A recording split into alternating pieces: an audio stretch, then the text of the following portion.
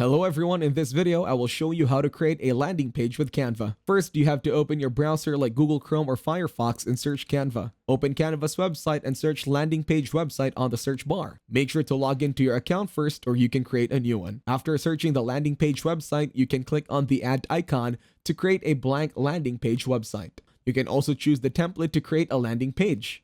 Click on templates from the top of the screen.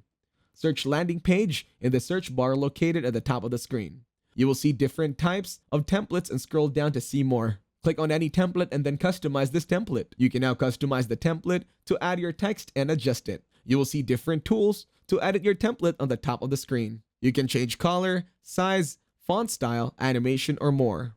You can resize and adjust your templates as you want. You can search for any picture from Google and paste it into the template. Customize all the text on the page and move it to other places if you want. After customizing and editing your page, click on Share, located in the upper right corner on the screen. Click on Download and select the social app you want to publish the page by clicking Share on Social.